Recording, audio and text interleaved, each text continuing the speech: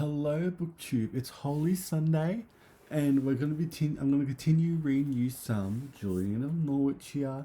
We got a fun chapter today. I'm gonna be reading you chapter 27 of the long text, which is called "The 13th Revelation is that our God wishes us to hold us in high account all that He has done in making us with such notably and of other things, and how sin can only be recognized by suffering."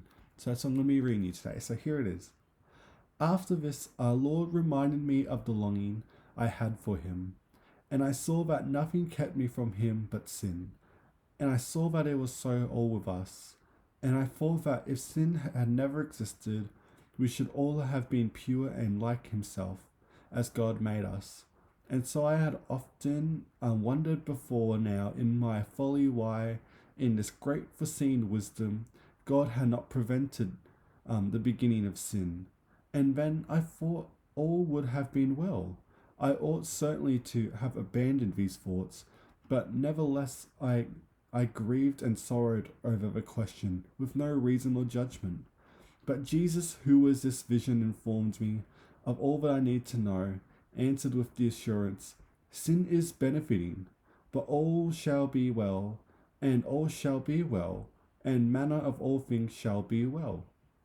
With this bare word sin, our Lord brought to my mind the whole extent of that all is not good, and that shameful scorn and the utter humiliation, and He bore for us this life, and His dying, and all the pains and sufferings of His creatures, both in body and spirit, for we are all to some extent brought to nothing and shall be brought to nothing as our Master Jesus was, until we fully purged, and to say until our mortal flesh is ought to be completely to nothing, and all these of our inward feelings which are truly good. He gave me insight into these things, along with all pains that ever were and ever shall be. And compared with these, I realized that Christ's passion was the greatest pain, and I went beyond all of them.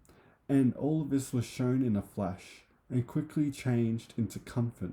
For our good Lord did not want the soul to be afraid of this ugly sight. But I did not see sin, for I believed it was not of substance nor of portion of being, nor could it be recognized, where it would be for the suffering in which it caused. And suffering seems to me to be the most something of transcendent, for the purges us and makes us know ourselves. Let's go to the next page. Selves, and pray for mercy.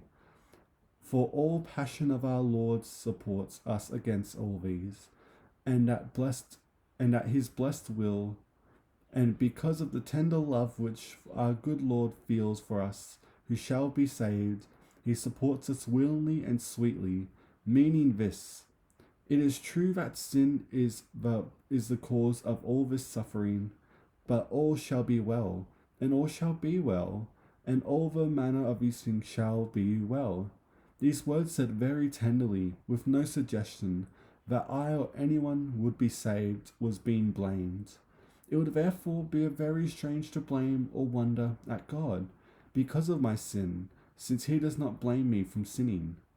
And in these same words I saw a marvelous great mystery hidden in God, a mystery which He will make openly known to us in heaven, in which knowledge we shall truly see the reason why He allowed sin to exist. And seeing this, we shall rejoice eternally in our Lord God. So that was the chapter, very powerful. And yeah, let me know what you thought about in the comments below. And yeah, next week we'll continue reading some more Julian of Norwich. Thank you so much for watching BookTube, and I'll see you next time.